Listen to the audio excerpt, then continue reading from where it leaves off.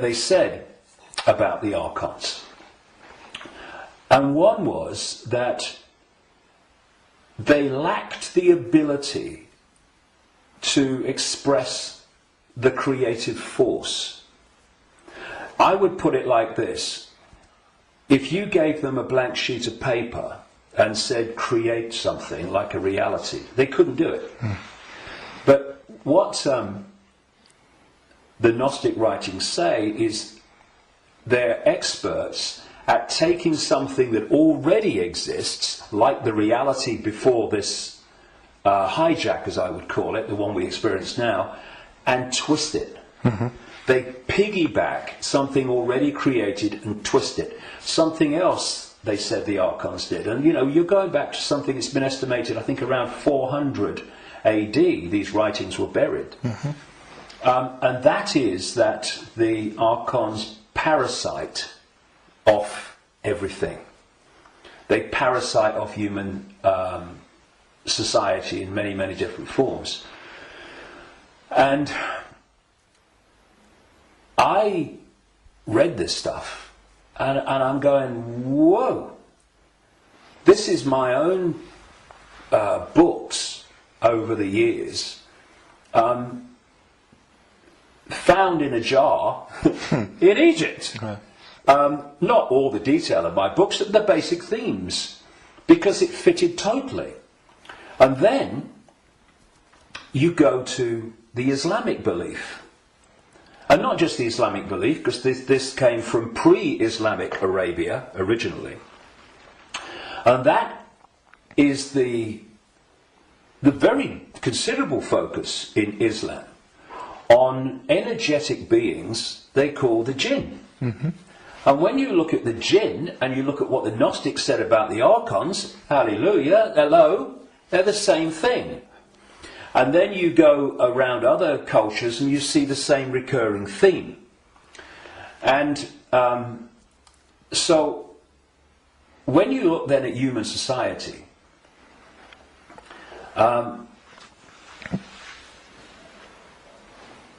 who creates? What is the creative force within human society? Humans. Should be. What do these families that I've been exposing all these years, what do? They piggyback off that creative force and manipulate it and direct it in a way that suits them. What do these network of families also do? They parasite off human effort, human labour, human energy, human creativity. The banking system, I rest my case. What is the global banking system except a structure totally focused on parasiting the energy and off the efforts of the human population? What is taxation in the way that it is today? It is parasiting of human efforts and human creativity. So what I also found interesting is that the archons are described as we would say like cyborgs. They almost like they're computer-like, and they serve this force they call the demiurge. Well, I've been talking about these reptilian entities that operate outside human sight but can come in, and the archons can, but they can't stay for long because of the frequency difference. They can come in for a while, but it takes so much energy to stay in our reality because it's not their natural frequency band that they can't stay for long. And what they've done, just a quick aside before I continue that thing about the reptilians, what they've done is they have created a network of bloodline families going way back to the ancient world, which represent their interests with invisible light because they can't come here and stay for very long. So these families, where their outer human form, if you like, is operating within the frequency band of visible light, they are the archon representatives within human society.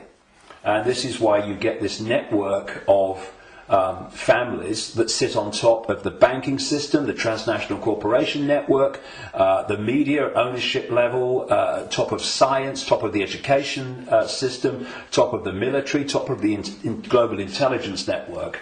These are these families representing what the Gnostics call the archons.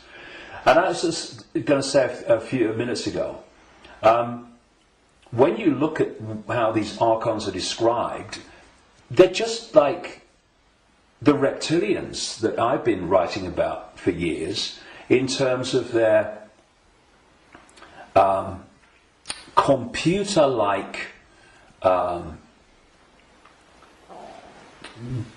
structured to the point of obsession society, which absolutely knows its hierarchical place. Every level knows its hierarchical place in it.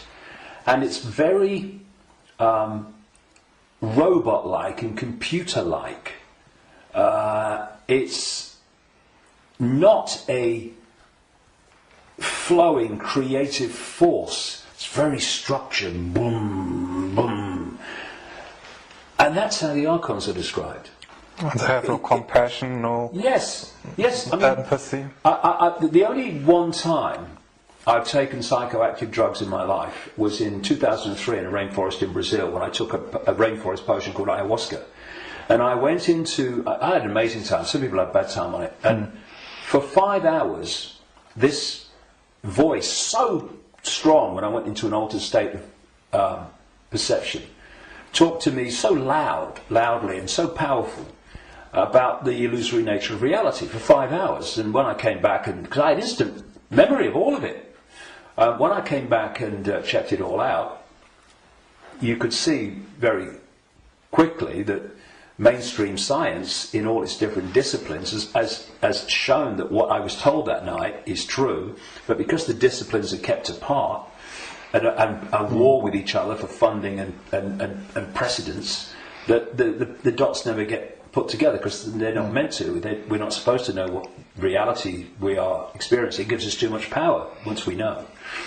And this voice said to me at one point, about when he's talking about the computer-like nature of these manipulators, if you programmed a computer to abuse a child, would the computer have any problem with it?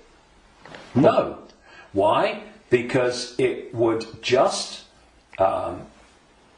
decode the data and act in line with the data, the software program. And this reptilian force is very much like that. Very structured, very predictable. And interestingly, because most people don't realise this, but one of the most important parts of the human brain in terms of human behaviour and response and reaction to situations is called the reptilian brain, or the R complex.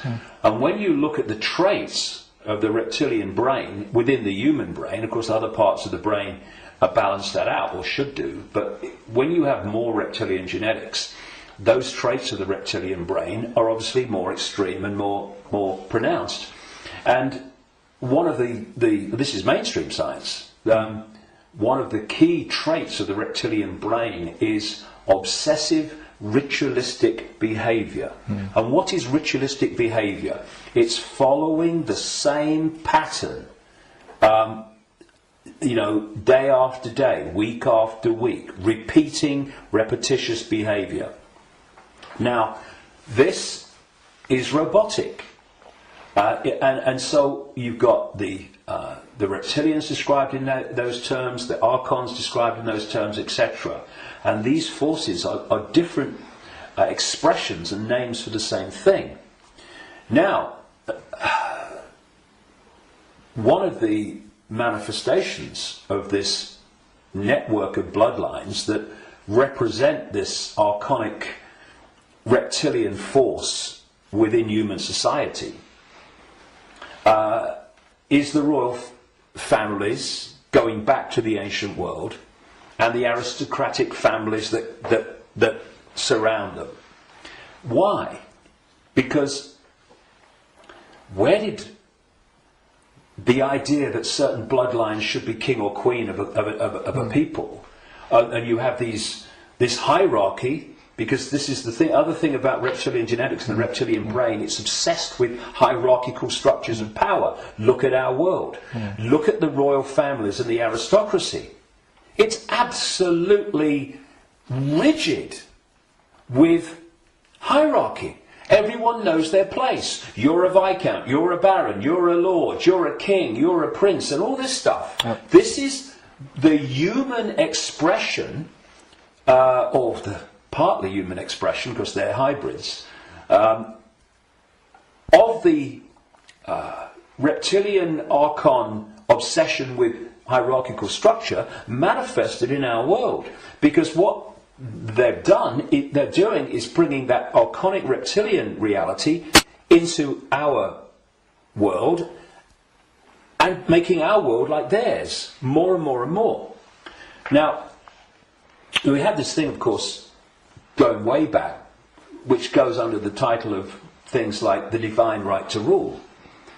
And what is that? That's the right to rule because of your bloodline, because of your DNA.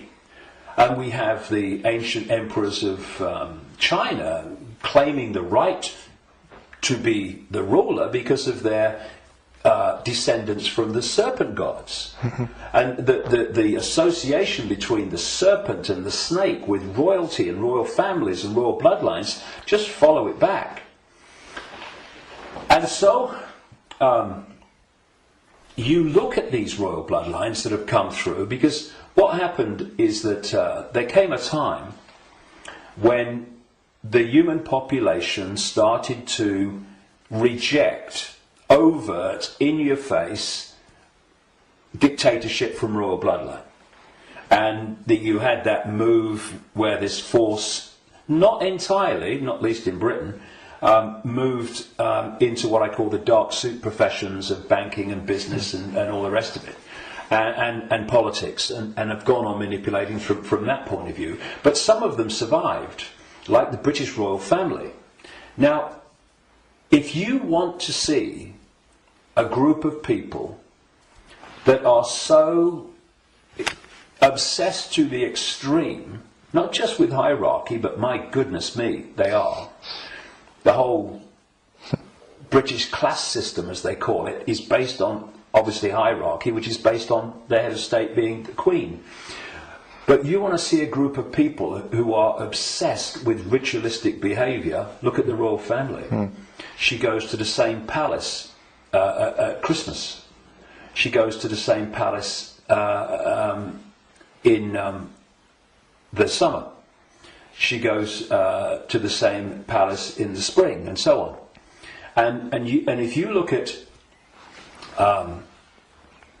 the royal year, it's ritualistic. It's a hamster's wheel, repeating. And then, and we've seen in the week that we're talking, 60 years, the Queen Elizabeth, 60th year on the throne, the Diamond Jubilee. It's really been in our face in the last few days, and I've watched as much as I can because I wanted to follow the ritual. But, you know, Britain is famous for what is called pomp and ceremony. You know, the guards in red jackets and black hats, you know, like, you know, need a haircut. Marching up, changing of the guard, and then you've got people in breeches and all this stuff. It's unbelievable.